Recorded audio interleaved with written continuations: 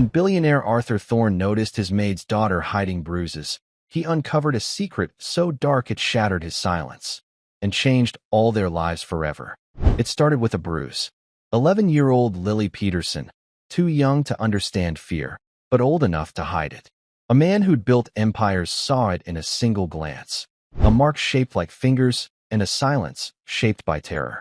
Arthur Thorne had spent years hiding from the world behind wealth and walls of quiet. But that day, something broke through, the eyes of a child and the ghost of a promise his family had once made. This isn't just a story about a billionaire and a bruised child. This isn't just a story about a wounded child and a wealthy man. It's the story of how one act of courage uncovered a legacy and changed two lives forever. And before I forget, where are you watching from today? Leave a comment below. Enjoy the story. An 11-year-old girl tried to hide the pain, but her eyes told the truth. Arthur Thorne saw the lie instantly.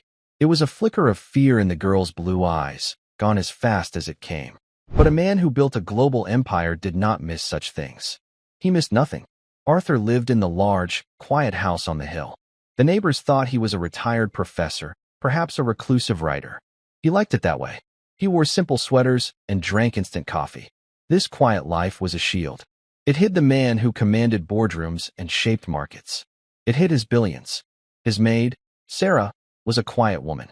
She came 3 times a week. She cleaned with a desperate, nervous energy.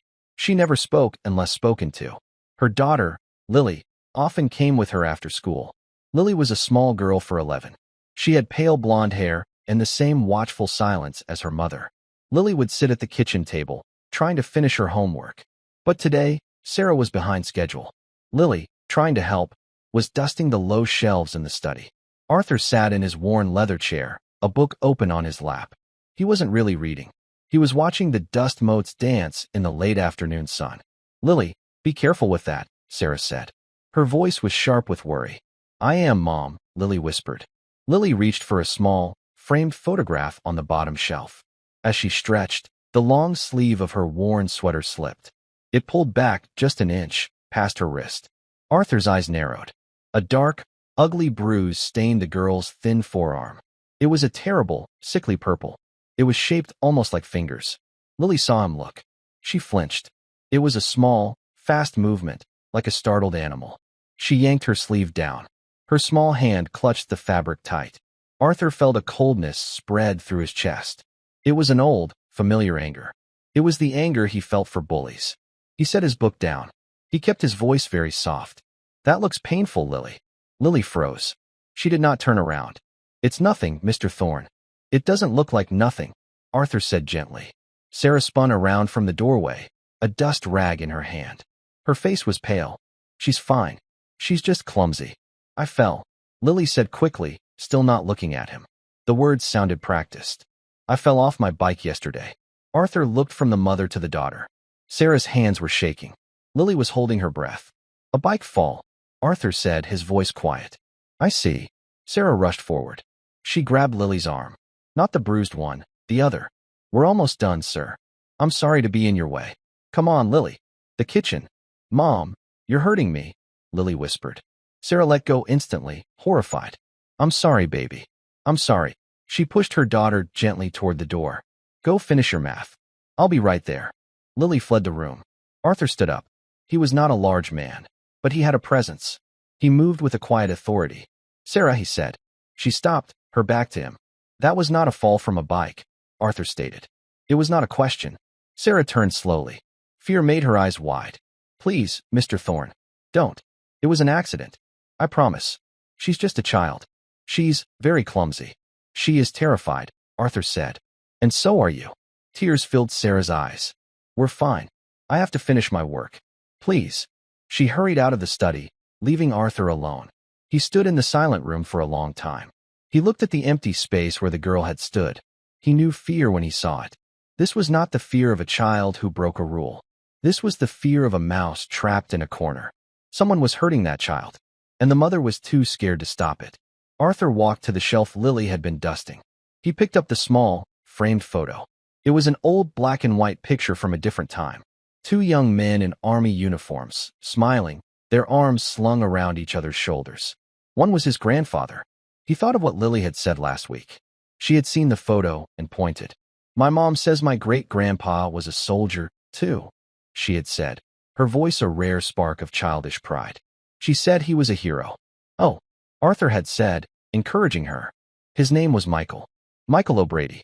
Mom keeps his medal in a box. The name had stuck with Arthur. His grandfather had spoken of a Mike O'Brady. A brave man. A man who ran into gunfire to pull 3 others to safety. A man who never came home. Arthur looked at the picture. His grandfather. And Mike O'Brady's great-granddaughter. A girl with bruises on her arm and terror in her eyes. The cold anger inside him hardened. It became a promise. He walked to his desk. He picked up his simple, old-fashioned cell phone. It had only one number programmed into it that was not for emergencies. He pressed the button. It rang twice. A crisp, professional voice answered. Yes, sir. James, Arthur said. His voice was no longer soft. It was the voice that built an empire. I have a problem at the quiet house. What do you need, sir? James asked. There was no surprise in his voice. I employ a maid. Her name is Sarah Peterson. She has an 11-year-old daughter named Lily. Arthur paused, looking out the window at the setting sun. I need to know who is hurting them, Arthur said. I need to know who they are afraid of. I want to know everything. Understood, sir, James replied. And James, Arthur added, be discreet. They are already terrified. I do not want to make it worse. It will be handled, Mr. Thorne. I will be in touch within 12 hours. The line clicked. Arthur put the phone down. He walked to the kitchen doorway. He could hear Sarah and Lily in the next room. They were whispering. They were washing the dishes, their movements fast, hurried. They were desperate to leave. Desperate to get somewhere they thought was safe. Arthur watched them. He felt a deep, profound ache. What he discovered had already started to break his heart. But he knew this was only the beginning. He would find the truth. And he would fix it, no matter what it took. Sarah scrubbed the last pot in Arthur's sink. Her hands moved with a frantic, jerky speed. Lily, get your backpack. Now, we're leaving. But I haven't finished my homework, Lily whispered. Her eyes darted to the study doorway, where Mr. Thorne had been. You can do it at home. Get your things. Now. Sarah's voice was a harsh, strained whisper. She was dumping the dirty water, wiping the counters in a blur. She was not cleaning. She was running. Lily slid from the kitchen chair. She gathered her worn textbook and a single spiral notebook. She stuffed them into a backpack that had a broken zipper. She felt Mr. Thorne's presence like a heavy blanket in the next room. He hadn't moved. He was just watching. She was ashamed. She was terrified. Ashamed that he saw the bruise. Terrified of what he might do. Adults asking questions was always dangerous. It always made things worse later. Mom. Lily's voice was small. I'm coming. Sarah threw the damp rag onto the counter. She grabbed her thin coat from a hook by the back door. She didn't even look toward the study. Thank you, Mr. Thorne, she called out, her voice too loud, too bright. We'll see you Friday. She grabbed Lily's hand and pulled her out the back door into the fading light. Arthur heard the door click shut. He heard their footsteps, fast and uneven, hurrying down the gravel path to the street. He walked to the kitchen window and watched them go. The mother all but dragged the child. They reached the bus stop at the end of the long driveway, just as a bus hissed to a stop. They climbed on and were gone. They did not live in a good part of town. The bus ride was long. It took them from the quiet, tree-lined hills into the heart of the city, where the buildings were gray and crowded. They got off the bus and walked 3 blocks. The streetlights here were mostly broken. Shadows gathered in the doorways. Lily held her mother's hand tightly. She watched the pavement in front of her. Don't look at anyone. Don't make a sound. Be invisible. These were the rules. Their apartment was on the 3rd floor of a crumbling brick building. The hallway smelled of old cooking oil and dampness. Sarah fumbled with her keys. Her hands were still shaking. She finally got the door open. She pushed Lily inside first. Go to your room, baby. Get changed. The apartment was small. A tiny kitchen opened into a small living room. A man sat on the sagging couch, watching a loud game show on an old television. His name was Mitch. He did not look up when they came in. You're late, he said. Sarah froze by the door. The bus was slow, Mitch. Traffic. Don't lie to me, Sarah. He turned his head. He was a large man, but his face was puffy and pale. His eyes were small and mean. The bus is always slow. You were late leaving. What were you doing? Nothing. I had to finish. Mr. Thorne had guests. It was a weak lie, and she knew it. Lily tried to slip past the couch, toward the tiny hallway that led to her room. Where do you think you're going? Mitch's voice snapped like a whip. Lily stopped, her shoulders hunched up to her ears. To do my homework, she whispered. Mitch looked at her. A long, cold look. What's that on your face? Lily instinctively touched her cheek. Nothing. You been crying? He sneered. No. I'm just tired. She's tired, Mitch. Let her be, Sarah said. She stepped between them, blocking his view of Lily. I'll make dinner. Mitch's eyes moved to Sarah. Where's the money? It's here. Sarah's hand went to her coat pocket. He paid me in cash. Just like you said. Give it to me. He held out his hand.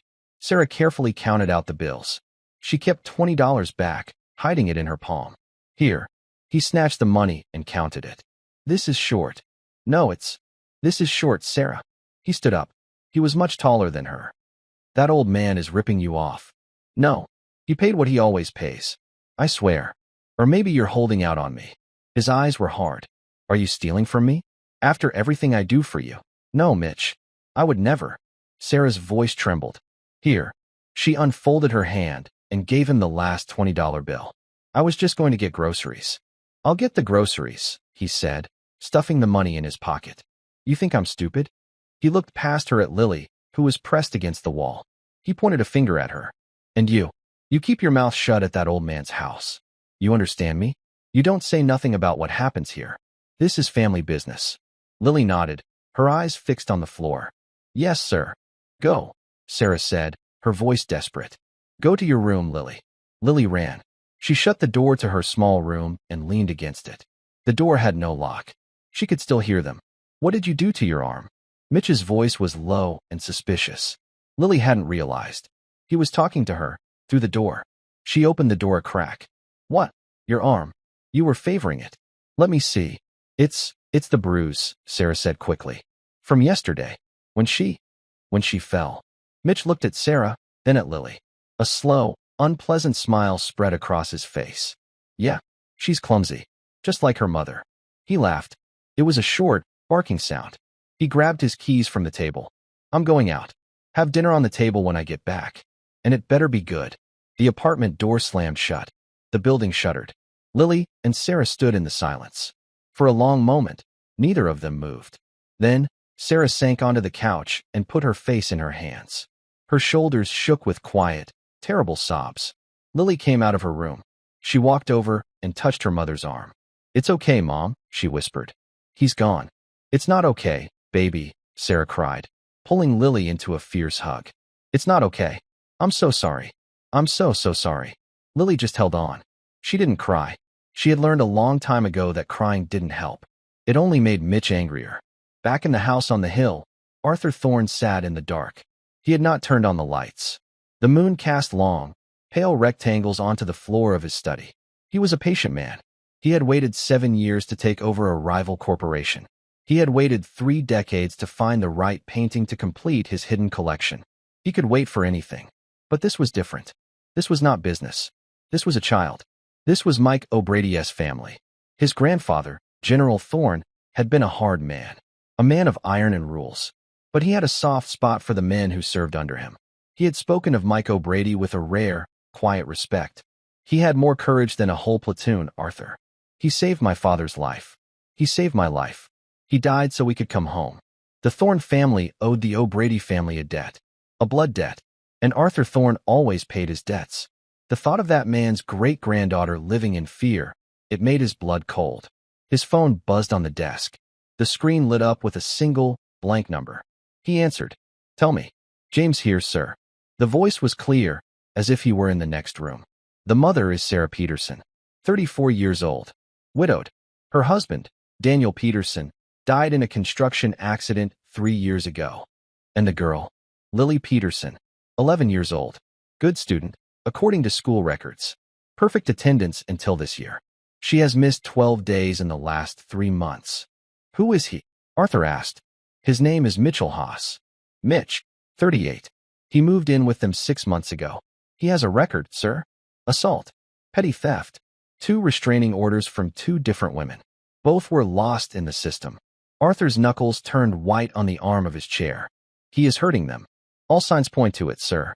Sarah Peterson has been to the emergency room twice in the last 4 months.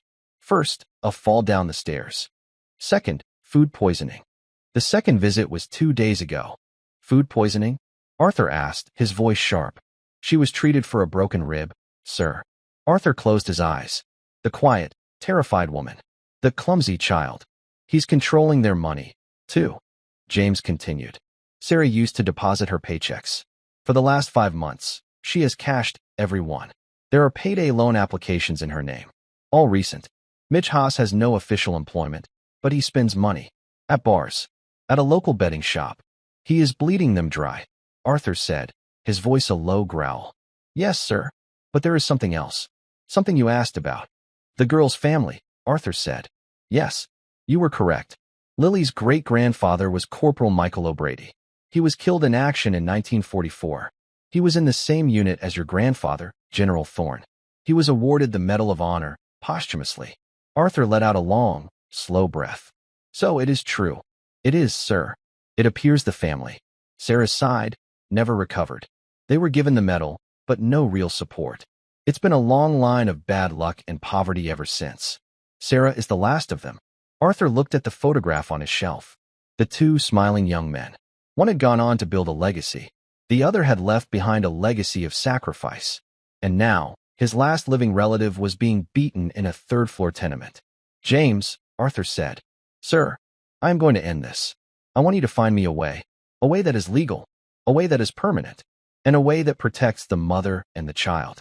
Mitch Haas is a violent man, sir. He will not let go easily. I am not a violent man, James, Arthur said, standing up. He walked to the window and looked out over his quiet, peaceful neighborhood. But I am a very, very powerful one. Find me a weakness. Find me a hook. Find me something he values more than his control over them. Money, James suggested. Everyone values money, Arthur said. But men like Mitch, they value power more. Find me the source of his power. And find me a way to take it away. I will get on it immediately, sir. One more thing, James. I want eyes on that apartment. Now. Tonight. I want to know if he lays a hand on either of them again. It's already done, sir. A team is in place. Good. Arthur hung up. He stood by the window for another hour. He was no longer a reclusive writer. He was Arthur Thorne, and he had a war to plan. The next 2 days were a blur of cold fear for Lily. Mitch was home. He was always home. He sat on the couch, the television blaring. He drank beer from a can, leaving the empty ones on the floor. He watched Sarah's every move. You're sweeping too loud, Sarah, he'd grumble. Can't you do anything right? Sorry, Mitch. I'll be quieter. Lily stayed in her room. She tried to read her school books. The words blurred on the page. She could hear every sound in the small apartment. The clink of a beer can opening. Mitch's heavy footsteps. Her mother's quiet, frightened apologies. She had to go to school on Wednesday. Her mother walked her to the bus stop. Sarah's eyes were puffy. She had a new, faint bruise on her cheek. She had covered it with makeup, but Lily could see the yellow-green stain beneath. Be good, baby, Sarah whispered, pulling Lily's hood up to guard against the cold wind. Don't talk to anyone. I won't, Mom. I love you. I love you too. At school, Lily felt invisible. She sat in the back of the classroom. Her teacher, Mrs. Gable, was talking about a history project. You will work in pairs, Mrs. Gable announced. You will research a famous figure from American history. The class buzzed with excitement. Children started pairing up. Lily sank lower in her chair. She had no friends. No one ever picked her. A girl with bright red pigtails, named Emily, turned around. Do you want to be my partner? Lily was so surprised, she couldn't speak. She just nodded. Great. Emily smiled. We can work at my house after school. My mom makes great cookies. Lily's stomach twisted. I can't. Emily's smile faded. Why not?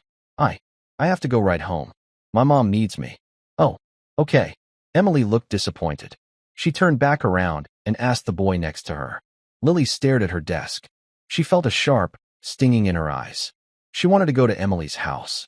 She wanted to eat cookies and work on a project. She wanted, just for one afternoon, to be a normal kid. But she couldn't. It was not allowed. Asking Mitch would be a disaster. She spent the rest of the day silent, just as she promised her mother. When she got home, Mitch was in a worse mood. The television was off. The apartment was dangerously quiet. Where's your mom? He snapped. I don't know, Lily whispered. At the store? She's been gone an hour. An hour to get milk. He paced the small living room. She's probably calling someone. Talking about me. She wouldn't, Lily said, her heart hammering. What do you know? He sneered. He grabbed her backpack and dumped it on the floor. Her books and papers scattered. Homework. Pathetic. He picked up her history book. Famous figures. You know who was famous? My old man. He could have been a pro boxer. He taught me how to fight. Lily just stood there, shaking. Pick it up, he ordered. All of it. And you. You tell me if she calls anyone. You tell me if she says anything. You're my little spy now. Got it? Yes? She whispered, kneeling to gather her things. Or what happens to her? Happens to you, too. The door opened. Sarah rushed in, carrying a small paper bag. I'm back, Mitch. I'm sorry. The line was so long. Mitch turned to her. He smiled his slow, cold smile. We were just talking about you, weren't we, Lily? Lily scrambled to her feet and ran to her room. She hid her face in her pillow.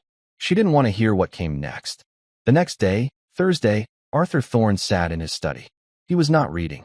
He was waiting. His phone rang at exactly 10 a.m. James. Sir, I have what you need. James's voice was calm, but there was an edge of satisfaction. Mitchell Haas has a significant gambling problem. I assumed as much, Arthur said. Who is he in debt to? A local bookie named Silvio Rossi. Not a major player, but a dangerous one. He runs a loan shark operation out of the back of his sports bar. Our friend Mitch owes him nearly $8,000. And he was supposed to pay it back 2 days ago. Arthur felt the first click of a lock falling into place. So Rossi is angry. Very. My team overheard a conversation. Rossi gave Mitch until this weekend. If he doesn't have the money, his men are going to collect a kneecap. Mitch is desperate. He's been trying to get more payday loans, but he's been blacklisted. This is why he's been terrorizing Sarah, Arthur said. He needs her paycheck. He needs every cent. Correct, sir. He thinks she's his only way out. Arthur drummed his fingers on his desk. He thought of the bruises, the broken rib, the terror, all for a few $1,000s to pay a cheap crook. It was pathetic. It was sickening. What else, James? This is the interesting part, sir. Silvio Rossi. He's ambitious. He wants to expand. He's been trying to get a loan to buy the building his bar is in. He wants to go legitimate. But his credit is terrible. No bank will touch him. Arthur leaned forward. A man who wants to be a legitimate businessman. Exactly. He's trapped in his small, violent world, but he wants out. A plan formed in Arthur's mind. It was complex, like his business deals, but it was also simple. It was about leverage. James, Arthur said, I have a new corporation you are going to form. A real estate holding company. I want you to buy that building. Today. There was a half-second pause on the line. By the yes, sir. I'll find the owner. You'll find the owner is in default on his own mortgage. You will buy the debt from the bank for pennies on the dollar. You will own the note by 5 o'clock today. Silvio Rossi's building will belong to us. And then, sir? Then, Arthur said, you will arrange a meeting. Not with Mitch. I don't want to talk to that animal. I want to talk to Mr. Rossi. You will tell him that his new landlord wants to discuss his lease. And his future. That will certainly get his attention, James said. That is the point, James. Men like Mitch only understand force. Men like Rossi, they understand business. We are going to make him an offer he cannot refuse. We are going to trade him a worthless tenant for a clean slate. It's clean, sir. And it's permanent. Rossi will do the dirty work. He will remove Mitch from that apartment and from their lives. And he will be happy to do it. See that it is done, Arthur said. He hung up the phone. He felt no victory. Only a cold, hard resolve. He was using a shark to get rid of a parasite. It was not clean, but it was necessary. He looked at the photo of his grandfather and Mike O'Brady. We are paying the debt, Michael, he whispered to the picture. It's long overdue. He knew Sarah and Lily were scheduled to come the next day. Friday. He would have to see them one last time, knowing what he knew. He would have to act normal. He would have to pretend to be the reclusive writer. But he knew, as he sat in the silence, that his life as a recluse was over. This child, this great-granddaughter of a hero, had reminded him of who he really was. He was a thorn, and the thorns protected their own. Friday morning. The air was cold and sharp. In a glass-walled office on the 34th floor of a downtown skyscraper, Silvio Rossi sat down. He was uncomfortable.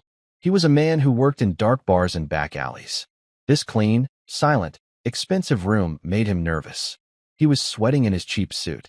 James, Arthur's representative, sat opposite him. James looked like he was born in this room. He wore a perfectly tailored gray suit. He was calm. He held all the cards. Mr. Rossi, James began. He slid a single folder across the polished mahogany table. As you were informed, my employer's company acquired the outstanding debt on your building. As of 9:00 for this morning, we are your landlords. Rossi's eye twitched. So, you're here to throw me out? Raise the rent? What is this? This, James said, is an opportunity. James tapped the folder. We know you wish to purchase the building. We know the banks have refused you. My employer, he is willing to finance the purchase for you. In full. Rossi stared. What? Just like that? Nobody is that generous. No, James agreed. They are not. So what's the catch? What do I have to pay? The price, James said, is a small piece of trash removal. A man named Mitchell Haas. Rossi's professional scowl was replaced by genuine confusion. Mitch? He's a bum. A degenerate gambler. He owes me $8 grand, but he's not. He is a problem, and my employer wants him removed. Not from your books.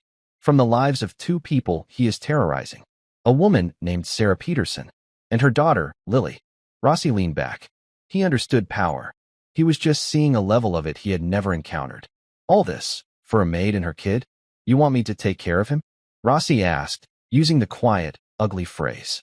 Let's be very clear, James said, his voice dropping. It was still quiet, but it was now as hard as steel. My employer does not care about your $8,000. He does not care what you do to Mitch Haas. He does not care if you never see him again.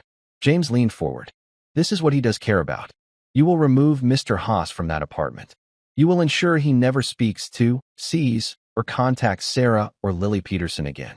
He is to vanish from their lives. Permanently. And if I do? Rossi asked. If you do, James said, we will not only finance the purchase of your building, we will forget about the final $50,000 payment. Consider it a service fee. For your time. Rossi's breath hitched. $50,000. Clean. And he'd get his building. What's the catch? Rossi asked again, still suspicious. The catch, James said, is this. If one hair on the head of that woman or that child is harmed, if they are frightened by you or your men, if Mitch ever bothers them again, this deal is gone. Your bar is gone. And your new career as a legitimate businessman will be over before it begins. We will crush you, Mr. Rossi. Are we clear? Rossi, for the first time in his life, felt like a very small fish. Crystal clear, Rossi said. He stood up. Mitch Haas is waiting for his girlfriend to get paid today. She works for some rich guy. As soon as he has the money, I know he'll be at the apartment. We'll be waiting for him. Good, James said. He did not stand. He just watched the man leave. The trap was set. At 3:30 that afternoon, Sarah and Lily arrived at Arthur's house. The silence in the house felt different. Heavier. Arthur sat in his study. He was trying to read, but the words meant nothing. He was listening. He heard Sarah's frantic, hurried vacuuming in the hall. He heard Lily's small footsteps in the kitchen. He knew he was sending them back. He knew Mitch was waiting. He knew, from James, that Rossi's men were also waiting. It was a terrible, dangerous calculation. He had to let them walk back into the lion's den one last time. It was the only way to ensure the lion was removed for good. He felt a profound, aching guilt. Lily appeared in the doorway of his study. She was holding a dust rag, but she wasn't cleaning. She was just standing there, looking at him. Mr. Thorne, she said. Her voice was barely a whisper. Hello, Lily. He put his book down, giving her his full attention. She stepped inside. She looked at the old photograph on his shelf, the one of his grandfather and hers. Mom's scared, Lily whispered. Arthur's heart constricted. I know, child. She's scared of him. He wants her money. I know. Lily looked down at her own shoes. You asked about my arm. The bruise. I remember, Arthur said gently. I didn't fall off my bike. I know that too. Lily's eyes filled with tears, but she did not let them fall. She was holding them back with all her strength. I'm scared he's going to really hurt her. He will not, Arthur said. His voice was soft, but it was an iron promise. I will not let that happen. How? She asked. It was a simple, desperate question. He's too strong. There are different kinds of strong, Lily. Arthur stood up. He walked over to the photograph. Your great-grandfather. He was strong. He ran into gunfire to save people. He then looked down at Lily. But it is also strong to be quiet, to endure, to wait for the right moment. You have been very, very strong. Sarah's voice called from the hall. Lily, where are you? We have to go? Stop bothering Mr. Thorne. Sarah appeared, her face pale and damp with sweat. I'm so sorry, sir. We're done. All done. She was practically vibrating with anxiety. She needed to get the money. She needed to get home to Mitch. Of course, Sarah. Arthur walked to his desk. He took out the cash envelope. He had put extra money in it. A lot extra. He knew it wouldn't go to her. He knew it would go to Mitch, and then to Rossi. It was part of the price. Here you are, he said. Sarah snatched the envelope. She didn't even count it. She stuffed it into her coat pocket. Thank you, Mr. Thorne. Thank you. Come on, Lily. Run. Lily, Arthur said. The girl stopped and looked back at him. Arthur wanted to tell her to stay, to hide behind him, to call the police. But he knew it wouldn't work. The system had already failed her. Instead, he just looked at her. Be brave for a little while longer. Everything is going to change. Lily stared at him, her blue eyes wide. She nodded, just once. Then she ran after her mother. Arthur watched them hurry down the gravel path. He stood by the window until the bus came. He watched them climb on. He was sending a soldier's descendant back into battle. His phone buzzed. It was James. They are on the bus, sir. Mr. Rossi's team is in place. It will happen within the hour. Stay on it, James, Arthur said. I want to know the second they are safe. Understood. Arthur hung up. He looked at his quiet, empty, comfortable house. And he had never felt so cold. The bus ride was a silent agony. Sarah tapped her foot, her hand squeezing the envelope in her pocket. Lily sat beside her, rigid as a statue. When they got to their street, they could see their apartment building. It looked dark. Okay, baby, Sarah whispered. Here's what we do. We go in. I give him the money. He's going to be angry. You go right to your room. You put your pillow over your head. You don't come out. No matter what. Understand. I understand, Mom, Lily said. They climbed the stairs. The hallway was quiet. Sarah put her key in the lock. She pushed the door open. Mitch was there, standing in the middle of the living room. He was pacing like a caged animal. You're late, he yelled. The bus, Sarah stammered. It was traffic. Give me the money. He ripped the envelope from her hand. He tore it open, and the cash spilled onto the floor.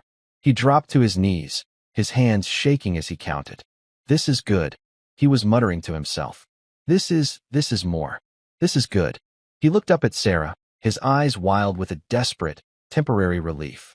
You see? The old man likes you. You should have asked him for more. Mitch, please, Sarah begged. Just, let's be quiet. Quiet. I'm free. I can pay Rossi. I just need. A loud, heavy bang on the apartment door made the whole frame shake. Mitch froze. The blood drained from his face. Mitch, a man's voice bellowed from the hall. We know you're in there. Sylvia wants to see you. Open the door. Mitch looked at Sarah. His sudden confidence was gone. He was terrified. Don't say anything. Get in the kitchen. Both of you. Now. Bang. Bang. You have 5 seconds, Mitch. Mitch scrambled to open the door, trying to look casual. Hey, fellas, I was just. 2 men stood in the doorway. They were huge. They wore dark suits and did not look friendly. They filled the entire doorframe. Silvio wants his money, the first man said. He had a broken nose. I have it, Mitch said, holding up the cash. It's all here. Well, most of it. I'll have the rest next week, I swear.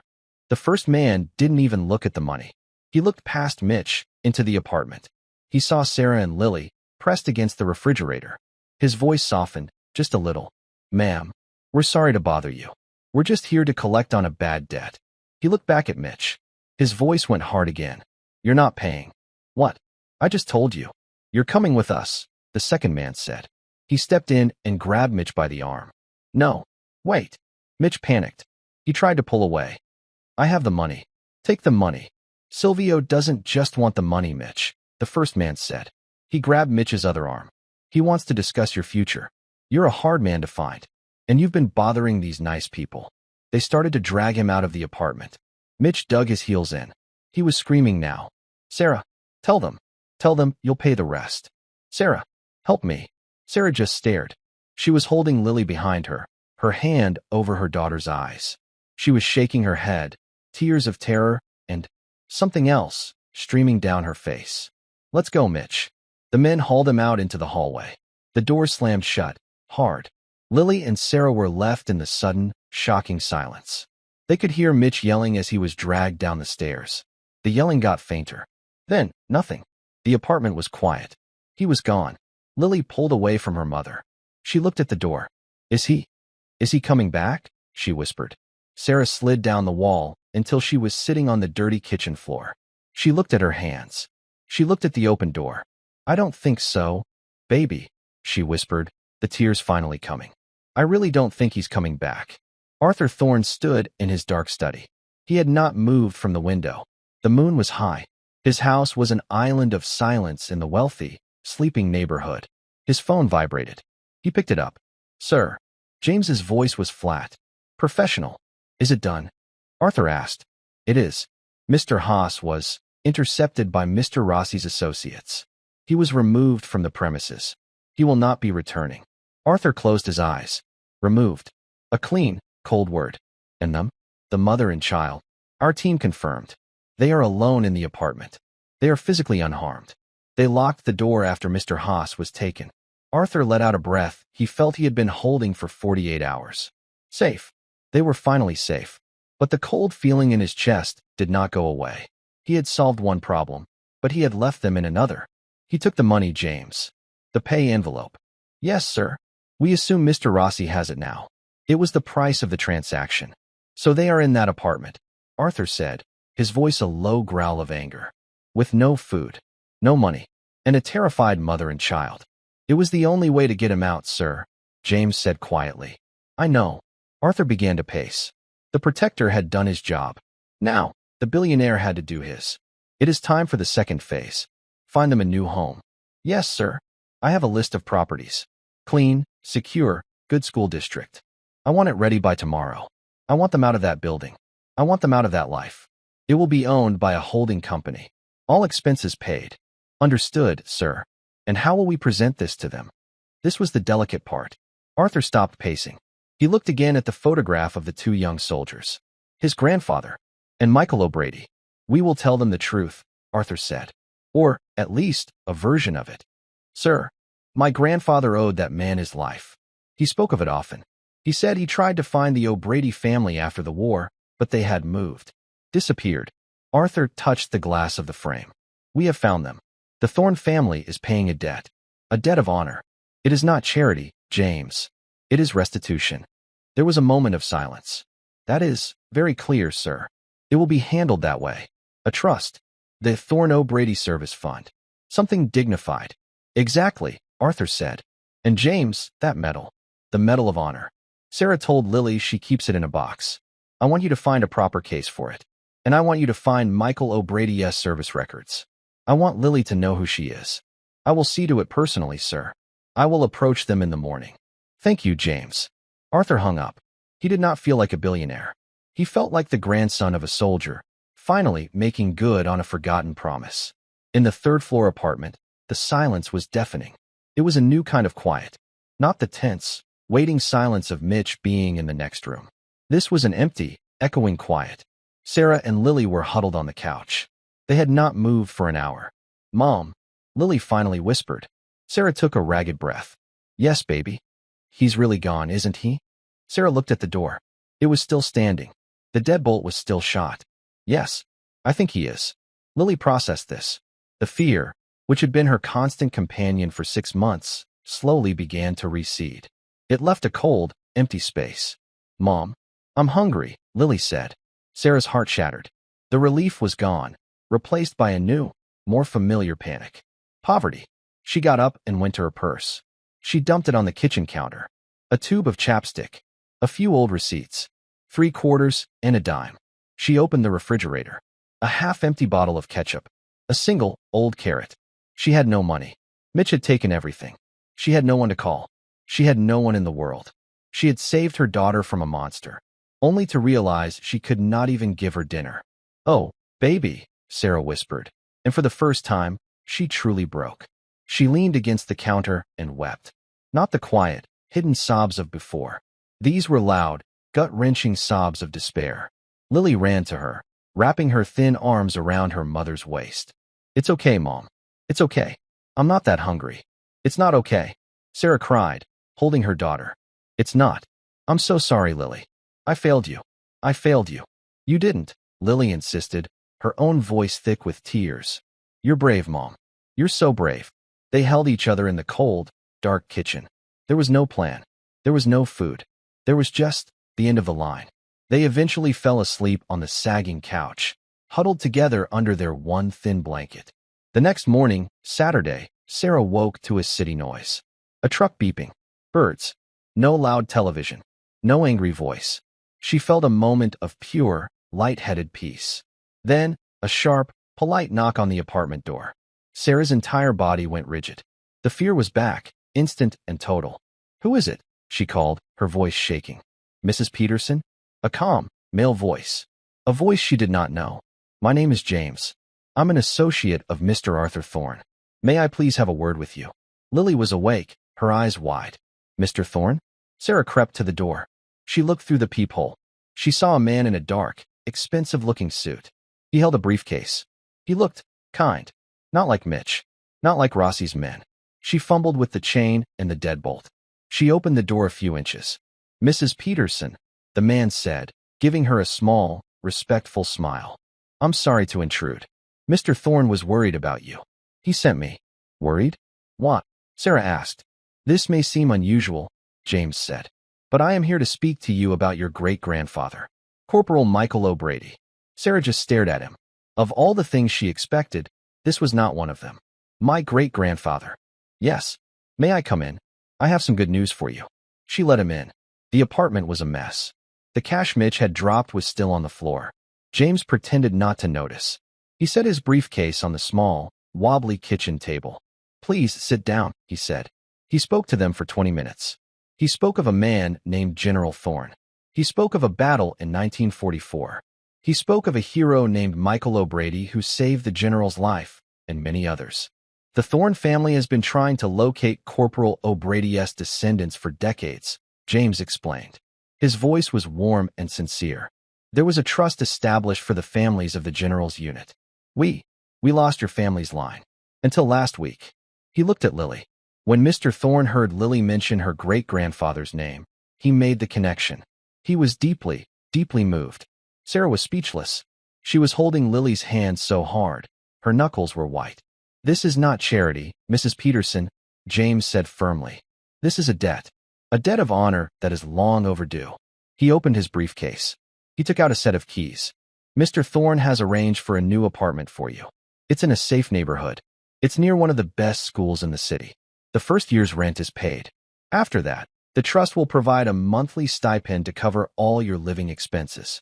He slid the keys across the table. Sarah looked at them. She looked at James. I can't." "You must," James said gently.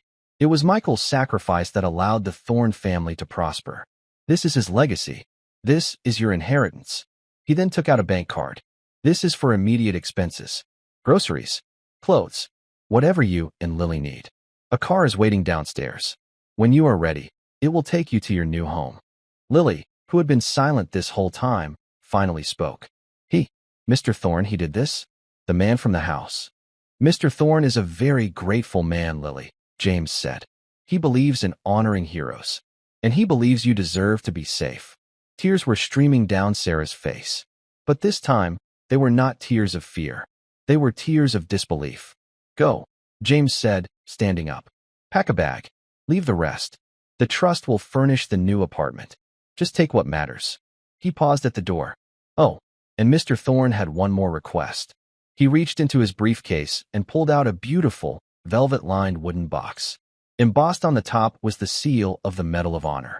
"He asked me to retrieve this," James said. He walked over to a cluttered shelf, where a small, tarnished cardboard box sat. He opened it and carefully took out the medal. It was dark with age. "He had this case made," James said.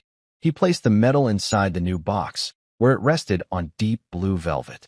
So Lily would always know what kind of blood runs in her veins. The blood of a true American hero. He handed the box to Lily. Lily took it. It was heavy. She opened it and looked at the medal. She looked at James and then at her mother. For the first time in a year, Lily smiled. The black car was quiet. It did not smell of old food and dampness like the bus. It smelled faintly of leather. Sarah and Lily sat in the back seat. James sat in the front, next to the driver. He had not spoken since he'd helped them with their single, small suitcase. Lily held the wooden metal case in her lap. It was the only thing she carried. Sarah held a worn tote bag. It held their toothbrushes, a change of clothes, and a framed picture of a smiling, younger Sarah holding Lily as a baby. Everything else was left behind. They drove for 20 minutes.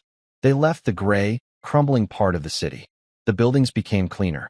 There were trees lining the streets. They passed a park, bright green in the morning sun, with a playground. Lily watched it until it was out of sight. The car pulled up to a brown brick building. It was not a palace. It was not a mansion like Mr. Thorne's.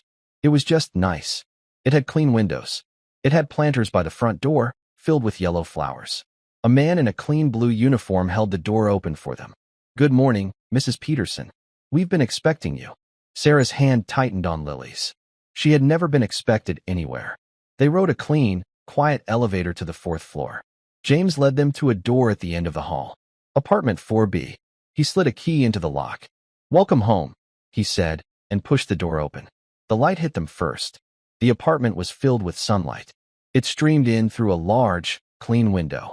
It was small, but it was perfect. There was a new, soft-looking couch, a clean rug, a small dining table with 2 chairs. But Sarah was walking, as if in a trance, toward the kitchen. It was tiny, but it was bright white. James opened the refrigerator. It was full of food. There was a gallon of milk, a carton of orange juice, eggs, butter, a loaf of bread and peanut butter on the counter, a bowl of red apples.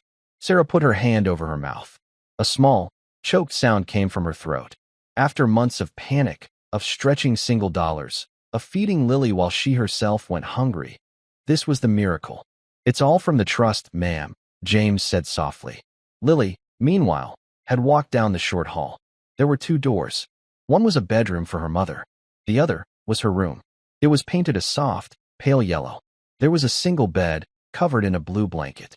There was a small, white desk, a lamp, and a bookshelf. She walked in and touched the desk. Her own desk. A place to do her homework. A place that was not a wobbly kitchen table. A place where no one would shout.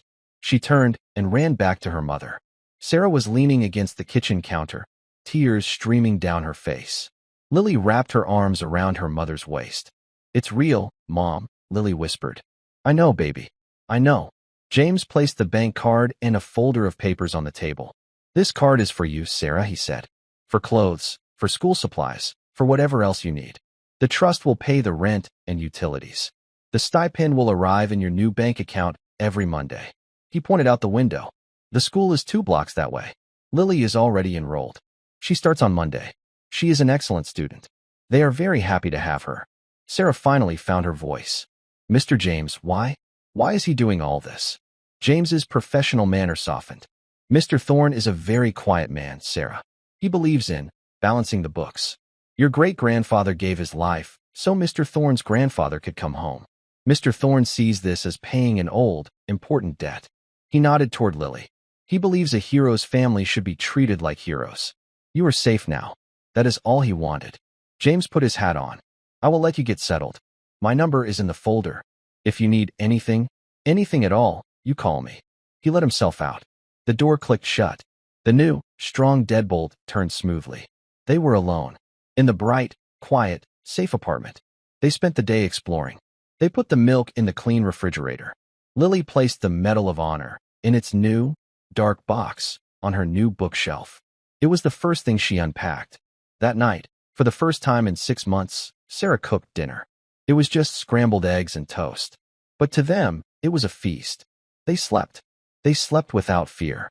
They slept without listening for angry footsteps.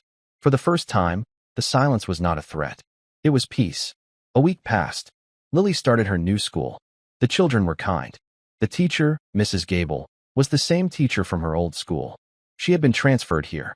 Lily learned later that an anonymous donation had paid for a new history program and for the school's best teacher to run it. Lily made a friend. The girl with the red pigtails, Emily. She lived in the same building. Sarah rested. The dark circles under her eyes began to fade. The hunted look left her face. She was starting to look like the smiling woman in the photograph again. On a Saturday afternoon, the buzzer rang. Sarah answered. "Hello. It's Arthur Thorne. I was in the neighborhood. I'd like to come up." Sarah's heart jumped. "Of course. Yes. Come up." She looked around the clean apartment, flustered. Lily came out of her room, her eyes wide. "Mr. Thorne?" The knock came. Sarah opened the door. There he was. He was not wearing his old sweater. He wore a dark blue suit. He looked powerful. He looked like the men in the tall glass buildings downtown. James stood behind him, smiling faintly. "Mr. Thorne," Sarah said, her voice shaking. "Please, come in." Arthur stepped inside. He looked around the small, sunny apartment. He nodded, as if pleased with the project. "It suits you," he said. His voice was the same gentle tone she remembered. I don't know how to thank you," Sarah stammered. "What you've done, it is what my grandfather would have demanded," Arthur said simply. He looked at Lily. "How is the new school?" "It's good," Lily said. She was not as shy as before. "I have a friend, and I have my own desk. I am glad to hear it." Lily walked to her bookshelf. She picked up the wooden case and brought it to him. "Mr. James told us about my great-grandfather. And your grandfather." Arthur looked at the case. He was a very brave man. Lily looked up at him. She was only 11, but her eyes were old. She had seen things she should not have. And she, like Arthur, missed nothing. She saw the kind man who listened to her homework. She saw the powerful man in the suit. And she saw the cold anger that had been in his eyes when he first saw her bruise. "You're the one, aren't you?" Lily whispered. Sarah looked confused. "Lily, what?" "You're the trust," Lily said, staring at Arthur. "You're the Thorne O'Brady Fund. It's you. All of it." Arthur Thorne held her gaze. He did not lie to her. He did not treat her like a child. "Yes," he said. "And Mitch," Lily said, her voice dropping. "He's gone. For good." "You did that, too." Sarah's breath caught. She looked at Arthur, a new, dawning comprehension on her face. The men who took Mitch, the timing. Arthur crouched down, so he was eye level with the 11-year-old girl. "Your mother told me you fell off your bike, Lily. I knew it was a lie. You told me you were clumsy. I knew that was a lie, too." He was quiet for a moment. His voice was heavy. "What I saw, what I discovered, it broke my heart. I could not let it continue." He gestured to the medal. "That medal means that your family's blood is the blood of a hero. It is the blood of a man who protected others. I could not stand by while his family was being hurt." He stood up and looked at Sarah. "Mitch Haas was a bad man. He is gone. He will never, ever hurt you again. That is my promise to you both. You are free." Sarah finally understood. This quiet, reclusive man. He had waged a war for them. A silent, secret war. He had used his power, his billions, not for himself, but for them. "You saved us," Sarah whispered, tears filling her eyes. "You saved our lives." "Your great-grandfather saved my family first," Arthur replied. "I am just paying the bill." He turned to go. "James will always be your contact. You have everything you need. Your job, Sarah, is to heal. And your job, Lily." He smiled at her. "Your job is to be 11. That's all. Just be a child. The world is safe for you now." He and James left. Sarah closed the door. She leaned against it. The relief so total, her knees felt weak. Lily walked to the window. She looked down at the park she had seen from the car. The sun was shining. Emily, her new friend, was down there, waving up at her. Lily waved back. She looked at the Medal of Honor on her shelf. Then she looked at her mother, who was, for the first time in years, truly smiling. The bruises were gone. The fear was gone. The heart of the little girl and the heart of the undercover billionaire were no longer broken. They were healing. Together. And that's where we'll wrap up the story for now. Whenever I share one of these, my hope is that it gives you a moment to step away from the everyday and just drift for a while. I'd love to hear what you were up to while listening. Maybe unwinding after work, taking a late-night drive, or simply relaxing. Leave a comment and let me know. I read every single one. And if you'd like to make sure we meet again, hitting like and subscribing really helps. We're always looking to make our stories better, so don't hesitate to share your thoughts or feedback below. Thanks for spending this time with me.